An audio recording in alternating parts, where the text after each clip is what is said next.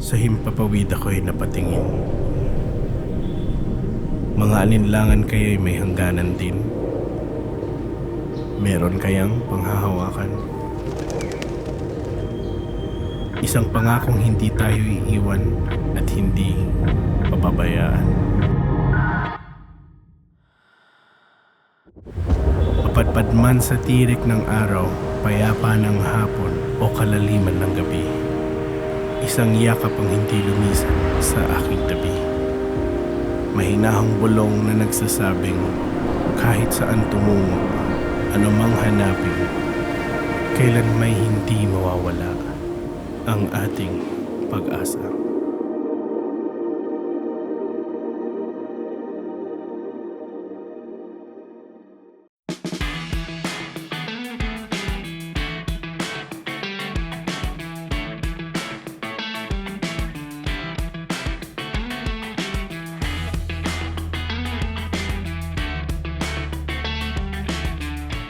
Good morning! We are here at Iloilo Sports Complex. We are preparing for the Real Life Race for Life 2025 on August 16.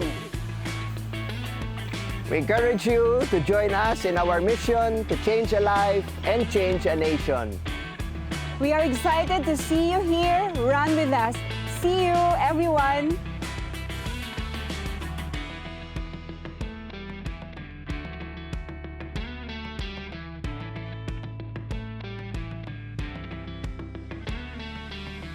Deadline for registration.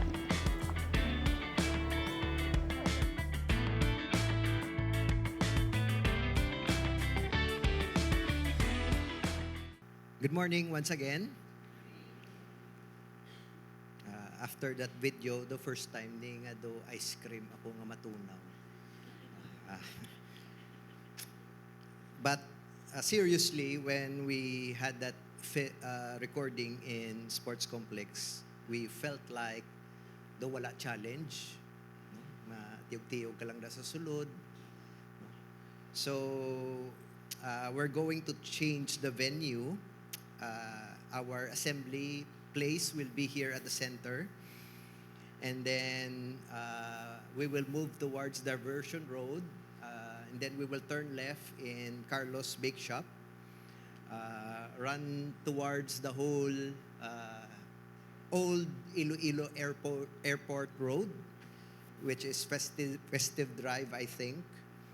And then we will make a U-turn and then turn right towards the most popular in the Philippines fast food chain, and then back here at the center.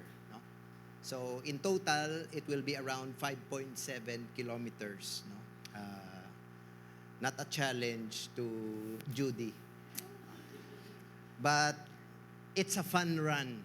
So pagkagwa mo ya sa Diversion Road, kag daw hindi kaya gusto mabalasan, you can go straight to the popular food chain. And we will still give you a medal. No? So, di nga nakakita nga fun run. No? But seriously, Race for Life is in simultaneous with the one that is in Mall of Asia Arena and also with the different victory churches throughout the Philippines.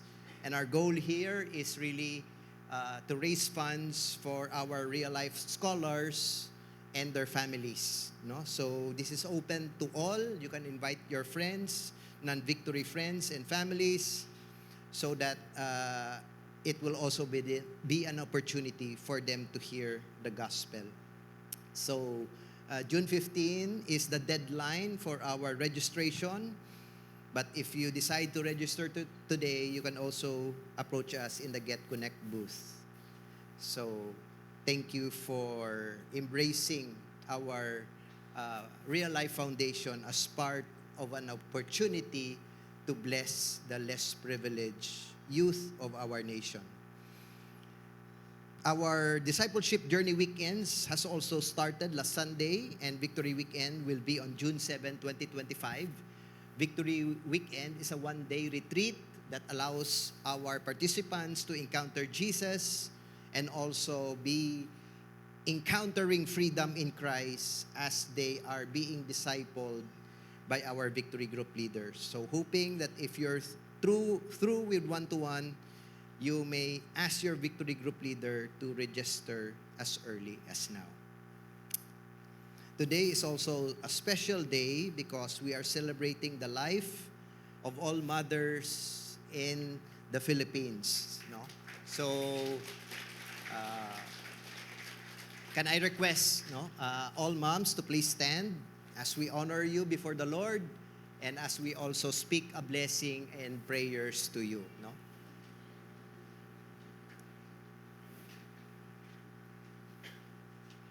Okay. So again, palakpakan ta lang aton mga moms. No? And those seated, you may extend your right hand to a mother closest to you. Lord, we celebrate the gift of motherhood as we look to them, Lord, this morning in this congregation. We come to you in deep gratitude and joy for the mothers you have blessed us with. Mothers who have loved us, cared for us, walked with us, and taught us how to live in accordance to your word. We praise you for such love shown to us through these mothers, that you would give them strength when they are weak, wisdom when they are unsure, patience with the many demands placed upon them, and faith in your care for them and their families. Also, we pray for love for those whom you have given them to nurture. We want to praise you, O Lord, and thank you for the mothers in all walks and seasons of life. For those who have raised children from their own flesh, for those who have welcomed, adopted, or fostered children, for those who have been spiritual mothers or disciple makers, we thank you, Lord, for what you are doing. Likewise, we weep with those mothers who are weeping today, for those without mothers, for those estranged from mothers, for those struggling as mothers, for those longing to be mothers but are unable, for mothers who have carried children in their bodies who have died. Lord, today we rejoice and we weep at once. Lord, we praise motherhood for all its created goodness. Lord, we lament as well in all its wounds and difficulties. We honor all mothers here today for the often hidden labor of love. Bless them, Lord, and allow them to experience your presence today. In Jesus' name, amen. Palakpakan ta lang mga mothers natin.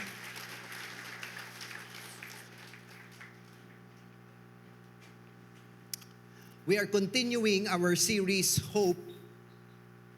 And this series is particularly for us that we will anchor our hope on the finished work of Christ on the cross rather than on the things of this world.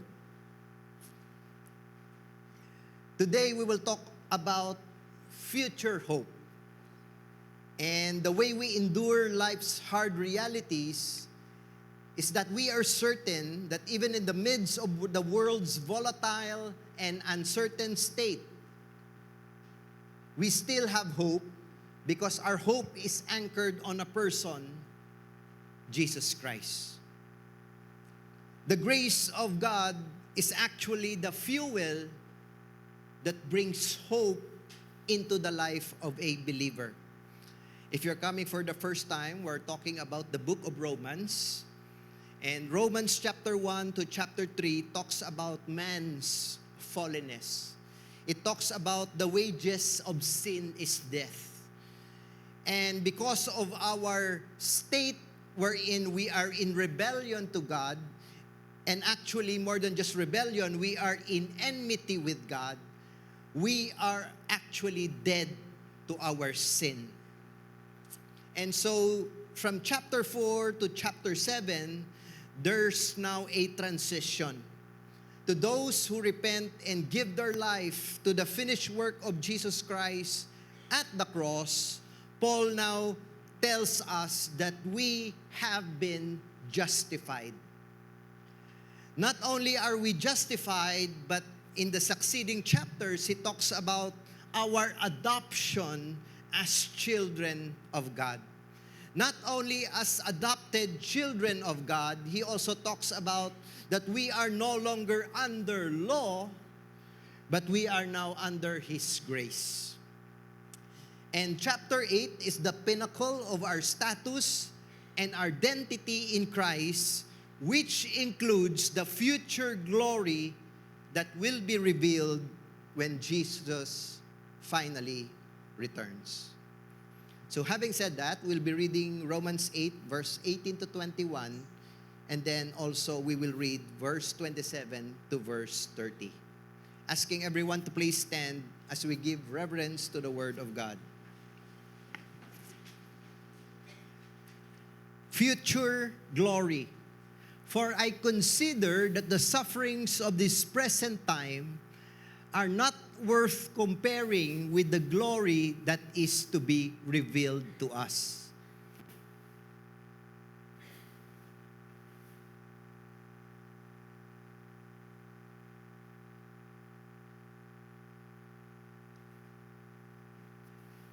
For the creation waits with eager longing for the revealing of the sons of God.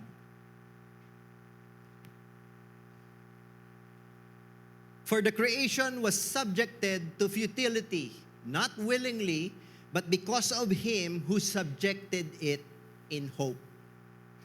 That the creation itself will be set free from its bondage to corruption and obtain the freedom of the glory of the children of God. Likewise, the Spirit helps us in our weakness, verse 26. For we do not know what to pray for as we ought, but the Spirit Himself intercedes for us with groanings too deep for words.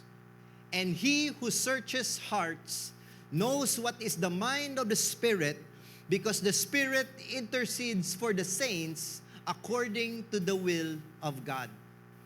And we know that for those who love God, all things work together for good, for those who are called according to His purpose. For those whom He foreknew, He also predestined to be conformed to the image of His Son, in order that He might be the firstborn among many brothers. And those whom He predestined, He also called. And those whom He called, He also justified. And those whom He justified, He also glorified. This is the word of the Lord. Let us pray. Lord, we thank You that today Your Holy Spirit will teach us. Your Holy Spirit will convict us. Your Holy Spirit will allow the word to come into our hearts. And our hearts, fertile soil, by Your grace, will bear much fruit in our lives.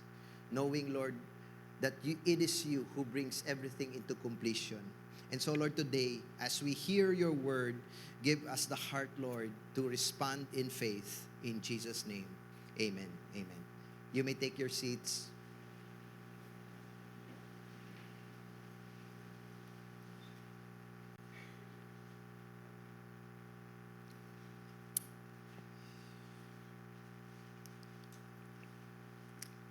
If you have been a believer for quite some time, you may have heard of this phrase or sentence, already but not yet. Yes, we are justified already. We have been forgiven already. We are saved already, not because of anything that we do, but because of what Jesus has done. But because we are still in our physical body, and we are still here in this broken world, the fullness of God's redemptive work is still ongoing. And eventually it awaits until His glory is revealed again on the earth. We are usually clear about our justification. We are clear about our salvation, our eternal life in Christ. We are expectant of our eventually being with Him together in heaven. But what is not clear most of the time is the here and now. What has God given us through Christ while we wait for future glory? Yes, already, but not yet. In between those, what has God given us through Jesus Christ? And Romans chapter 8 actually answers that. Romans chapter 8 verse 18 says, "For I consider the sufferings of this present time are not worth comparing to the glory that is to be revealed to us." Paul was clear about what he wants to communicate, not just to the hearers during those times, but also to us today. And what he is communicating is, suffering will not be an unusual experience, but a normative experience in the life of a believer. Of course, nobody wants to suffer. But we need to be honest about the reality of suffering everywhere around us. We will suffer because God, in His infinite wisdom, decides to save you and me, but at the same time, leave us in a broken world. A world that is not operating the way God intended, which results into marriages not operating the way God intended, families not operating the way God intended, government not operating the way God intended, society operating the way God did not intend. And so Paul is saying, we will never escape the brokenness of our world. Kung ang gusto lang natin niya pirmi is flight, we will never even come into a place of really accepting the reality that the world that we are living in is broken. And your presence in this broken world is not a failure of His plan. It's not a hindrance to His plan. It is His plan for His glory and for our good. What has God given us between the already and not yet? This is my favorite topic, grace. It is the only thing that you need between the already and not yet.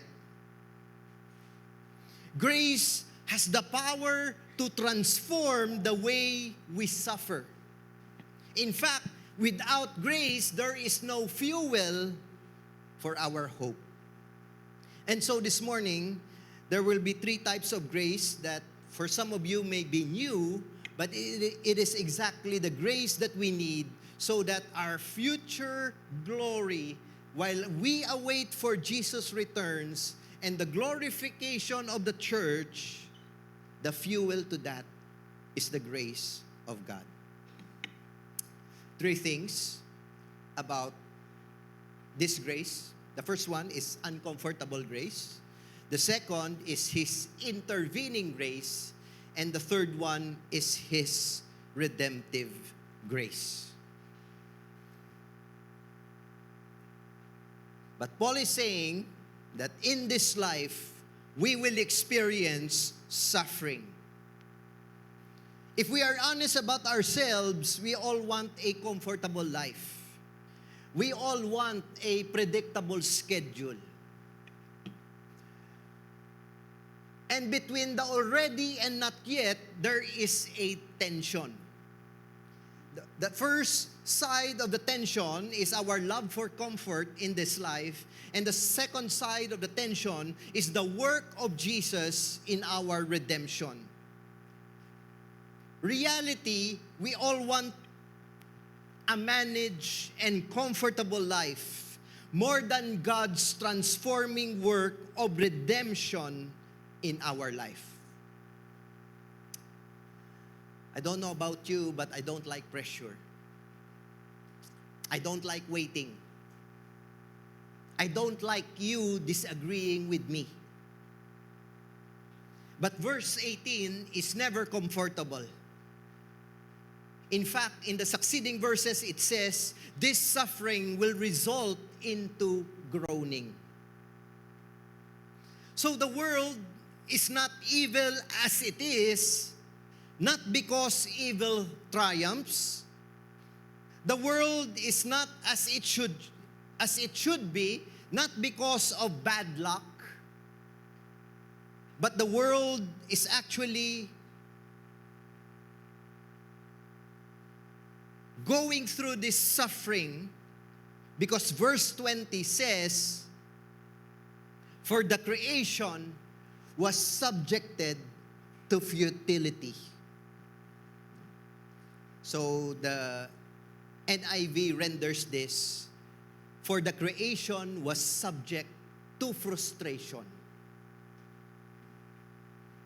Sino diri frustrated ka sa aton government? Don't raise your hand. Sino diri frustrated ka sa the way your schedule looks like, or your boss making unrealistic demands?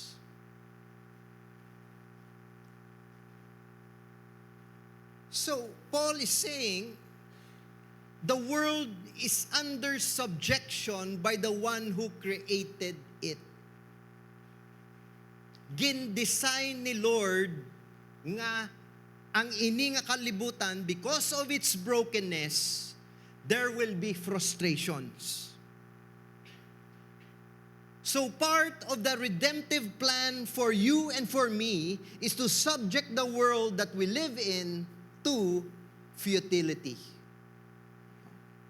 I've noticed that in verse 18 to verse 30, there is one positive and there is one negative. The word redemption is in this passage. The word adoption is in this passage.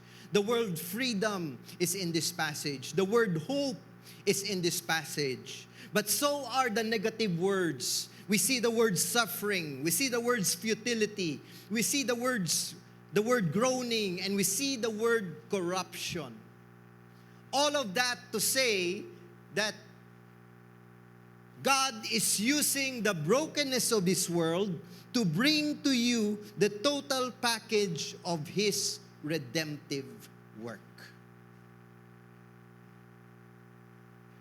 So if you are here this morning and your prayer to God, Lord, why are you allowing me to suffer? Lord, nga ginbutang mo ko diri sa amuni nga opisina. Lord, nga aari ko sa Philippines. The answer? It is because He is redeeming you. It is because He is transforming you. It is because He is redeeming your soul. He is not punishing you. He is not rejecting you. He is not against you. He is actually doing the one thing you can never do to yourself, and that is redemption. Redemption is solely the work of the triune God. So you can run from your difficulty. You can run from your circumstance. You can run from uncomfortable situations. You can run away from relationships, and you can run away from your boss. You can run away from this nation because this nation is corrupt, but you can never run from you.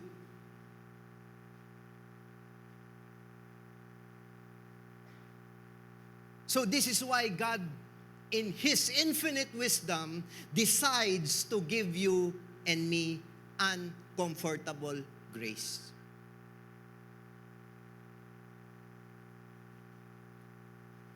Could it be that the situation you are in right now, that you want relief from God, is actually disguised as the uncomfortable grace of God? It is the uncomfortable grace of refinement. It is the uncomfortable grace of transformation. Haven't you noticed, to those who went through difficulty in the past, it was the time that you realized that you needed dependence on God. It was in the most difficult moments of our life that we realized, Lord, I need to trust you even more because I am limited. It is in the most difficult and challenging moments of our life that we begin to appreciate prayer, we begin to value God's word. It is in those moments that we mature in our faith.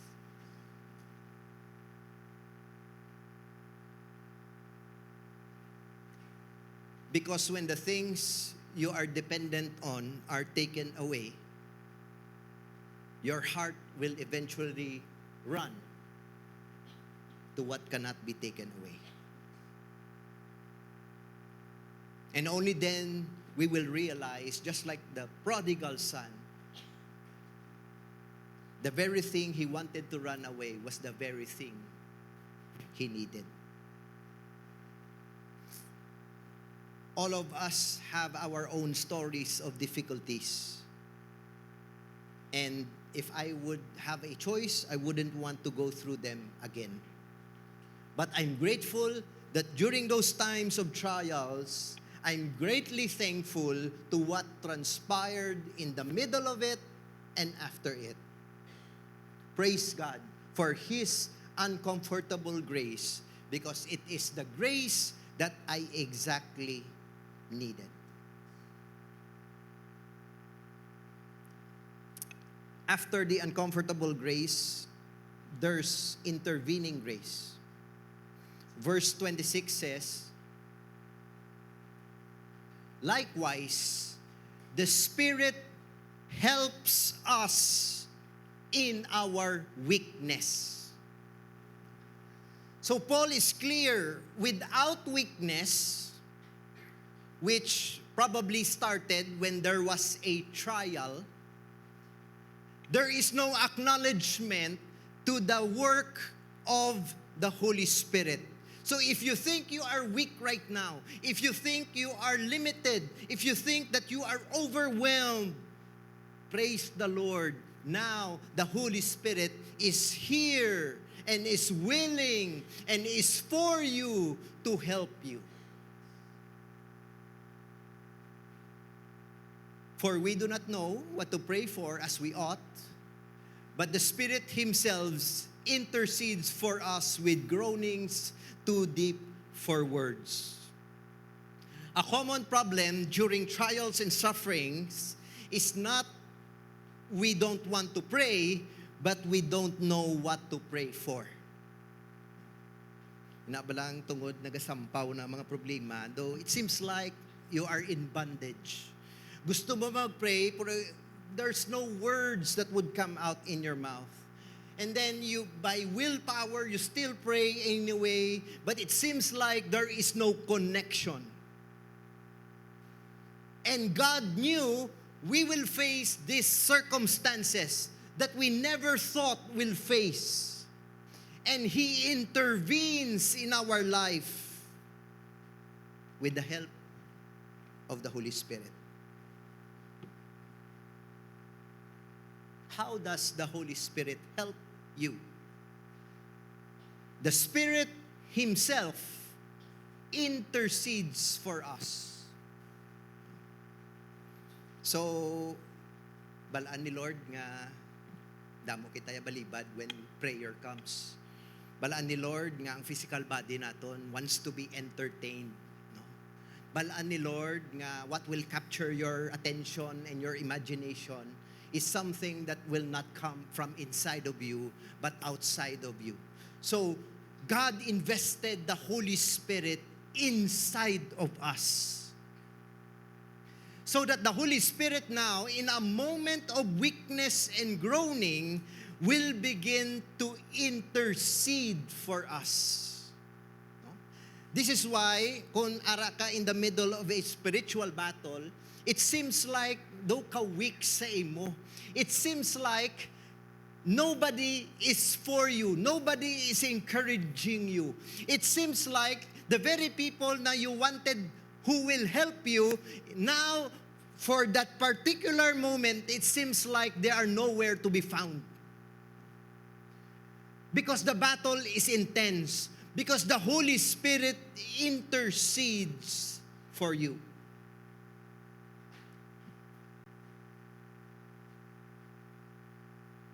And isn't it encouraging that the God of the universe, the sustainer of all things, would choose to live inside of you through the Holy Spirit to strengthen you in the midst of your groaning.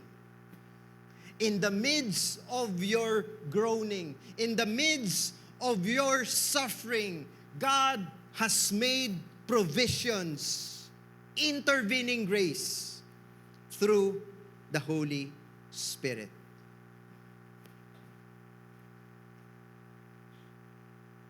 And he who searches hearts knows what is the mind of the Spirit, because the Spirit intercedes for the saints according to the will of God.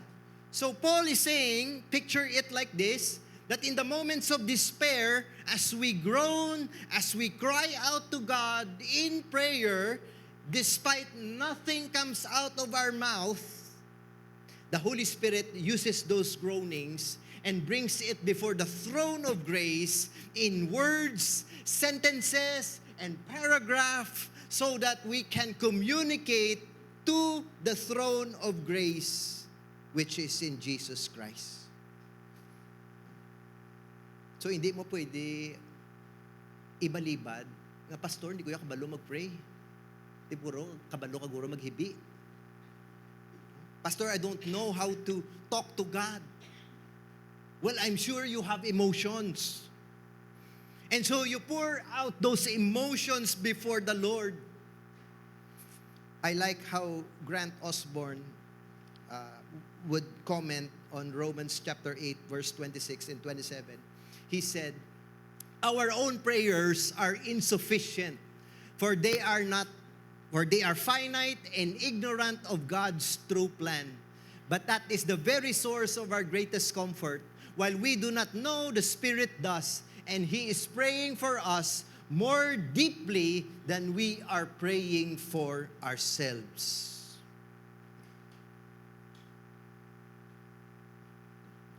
Grateful to God for His intervening grace.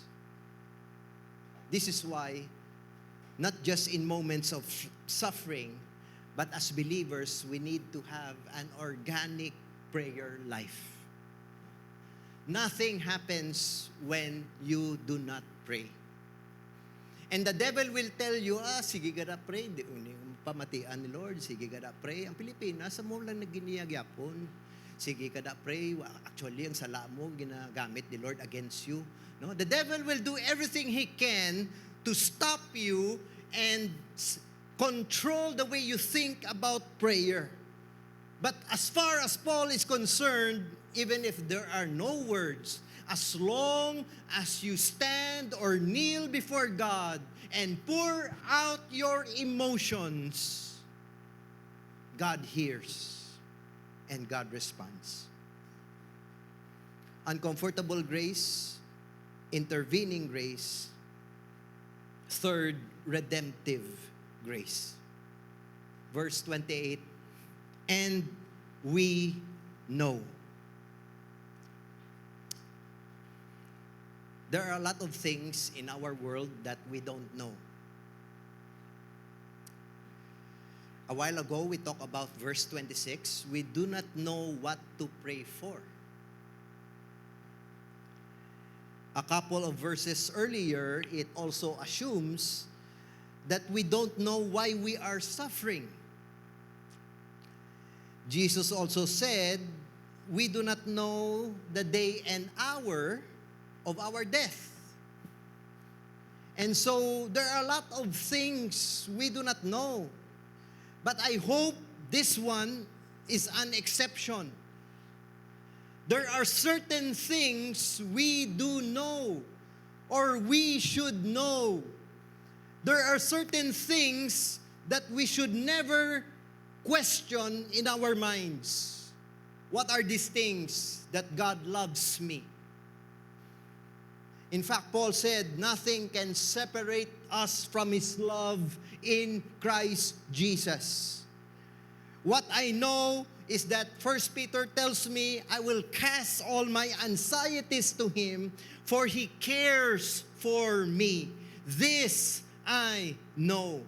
And then later in Romans of the same chapter, he said, He who did not spare His own Son, but gave Him up for us all, how will He not graciously give us all things? This I know. And so, all of that to say, never abandon what you do know because of what you don't know. In fact, it's not your problem if you do not know what the future holds. But what you do know is that you are a child of God. What you do know, He will not abandon His children. What I do know is that what He has started in me, He is faithful to bring it to completion.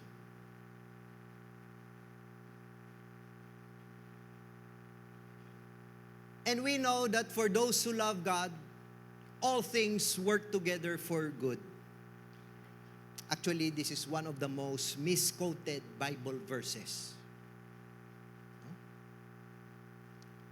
Wala naghambal si Lord nga mapa-abroad ka.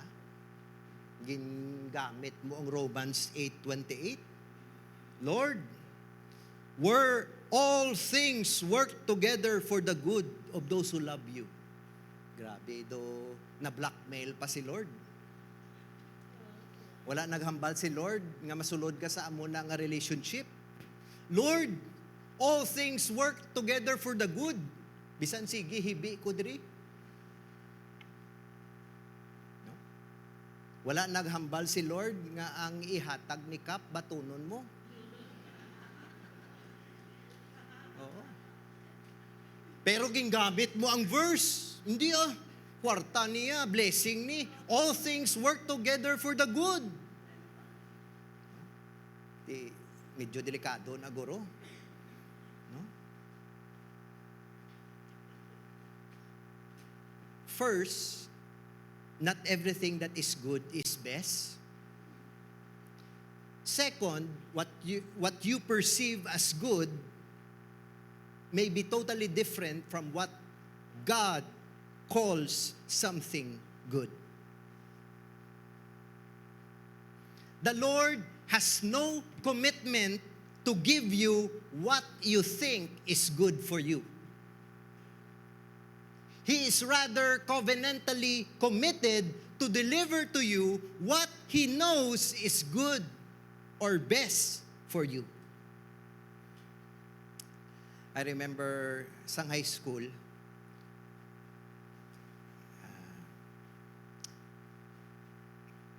I wanted a brand new uniform set. Okay, siyempre sa Bacolod, kung daan to uniform mo, do wala ka ginasapak. Oo. Do ginabuli ka lang bala, do feeling nila, do janitor kaya nga, classmate kanila.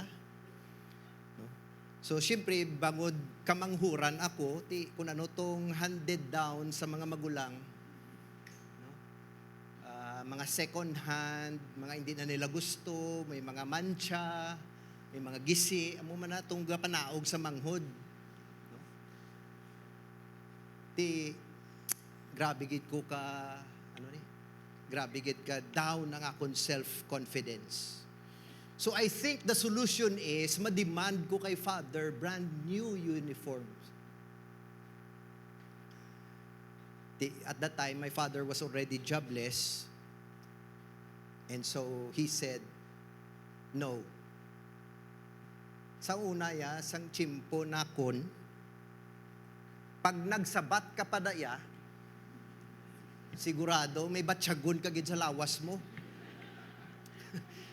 So, sa mga new generation, at least gracious pa subong mga parents, po sa una, why na to istorya, no? Pag nagsabat ka sa no, ati, may batsagon ka gid. So when my father said no, siyempre sunggod ko Kadto ko sa kwarto ko, way ko guwa-guwa. At the back of my mind, di na ako mag-eskwela. Di na ako makatag sang best ko.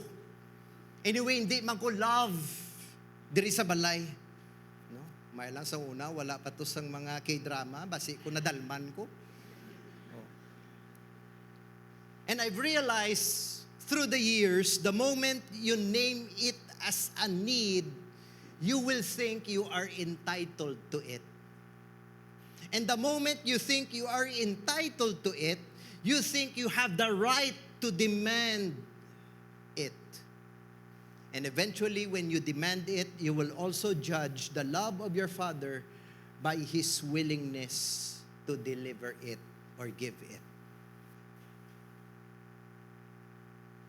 Be careful with Romans 8:28. God knows what you need. So hindi na pag-label, Lord, need kong cellphone. God already knows what you need. God already knows that things in our life are just wants.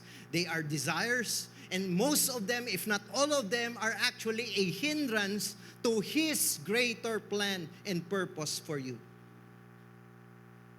So, most of the time, the problem is not our Heavenly Father. The problem is our heart. Dalok. Hindi kontento. I-label nga need. Actually, gusto ilang to kay pakita-kita.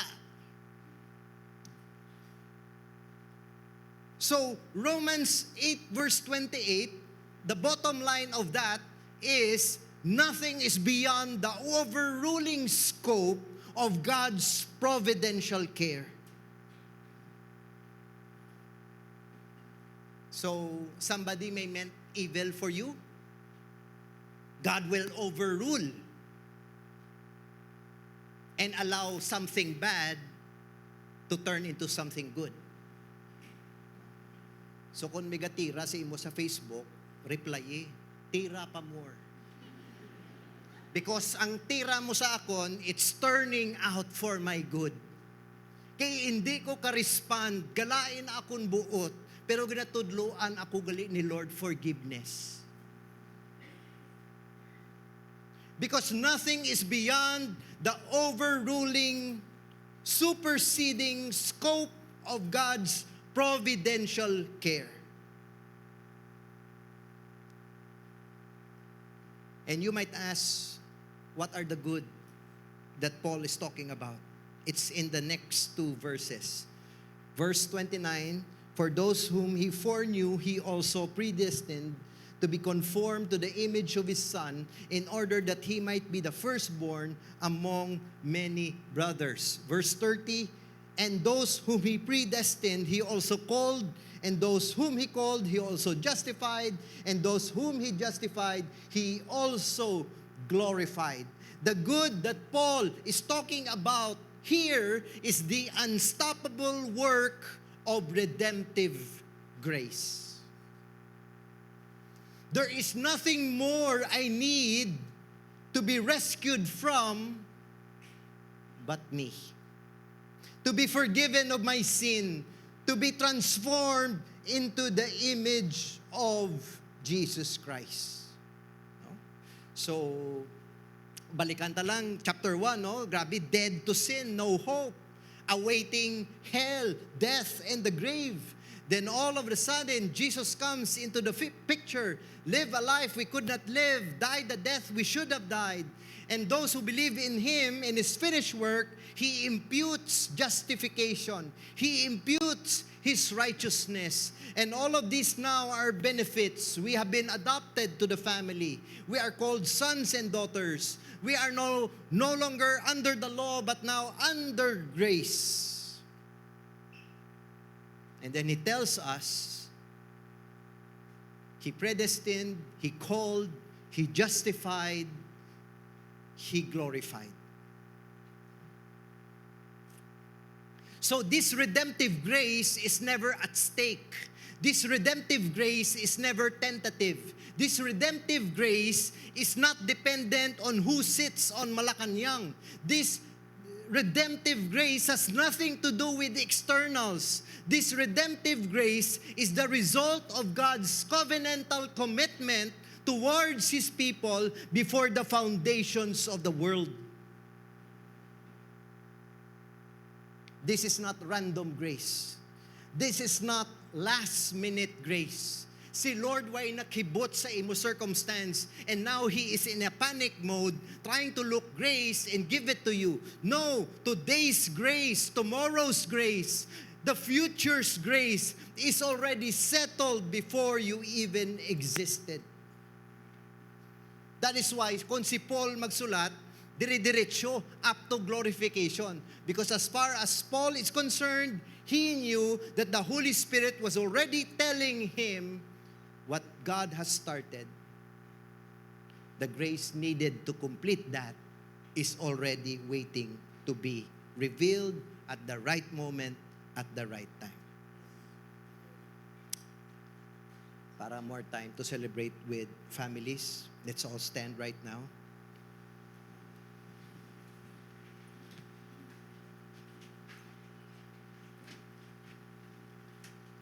Every head bowed and eyes closed. If you are here and maybe you are in the middle of the crossroad, you may be experiencing a form of opposition. Maybe it could be financial, it could be relational, it could be mental. It could be something that concerns your family. If that describes you, I want you to raise your hand right now and we will pray for the grace of God to work in your life. Any hands? Please, medyo extend lang higher so I can see those hands. Lord, you see the hands of those men and women who are asking, Lord, for your grace today. First of all, Lord, we celebrate that even in the midst of suffering, you can provide uncomfortable grace. Because that is the grace, Lord, that we exactly need right now. And Lord, we may want out of this uncomfortable grace. But Lord, the same grace that you provide in this season of difficulty is the same grace, Lord, that you provide for us to go through this trial. Thank you, Lord, that we are not without any help. Because even at this time, you are intervening. You are sending, Lord, your Holy Spirit. You are allowing us, Lord, to realize who's inside of us. And that is, Lord, your Holy Spirit. Lord, even right now, allow the Holy Spirit to groan before the foundations of the world. Allow the Holy Spirit, Lord, to bring our emotions, our deep emotions into the throne of grace so that, Lord, we will receive help, we will receive grace, we will receive strength, we will receive encouragement in this hour of trial. And Lord, all of this is possible because you are redeeming us. Thank you for redemptive grace. Thank you, Lord, that tomorrow as we wake up, grace awaits us. Not in limited number, but unlimited grace. So that we can overcome the problems and the trials of the day. Lord, I pray for everyone raising their hands that they will fix their eyes on you. I pray also, Father God, that they will not just receive help from the Holy Spirit, they will receive help from church community, from Victory Group leaders, from their friends, from their loved ones, and even, Lord, to strangers. Lord, I pray even right now that this suffering, trial, and difficulty that they are going through, I pray, Lord, that this will result into greater faith, greater trust, and greater intimacy with the triune God. So, Lord, I pray even right now, lift them up, Lord, with your righteous right hand, because we know, Father, the battle belongs to you. You are the one who defeats the enemy, the devil, and even death. So, Lord, I pray for life. I pray for blessing. I pray, Lord, for confidence. I pray faith and hope. I pray, Father God, for healing and restoration, even as they acknowledge your grace in their life right now. And all of this, Lord, is possible so that the glory returns to you and we receive all the good that you have in store for us. Asking everyone to raise their hands as we close with a benediction. Now may the Lord bless you, and may the Lord keep you, and may the Lord make His face to shine upon you, and may the Lord be gracious unto you and give you His peace, both now and forevermore. All of God's people shout a big.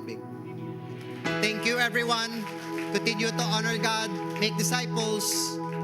Happy Mother's Day to all mothers.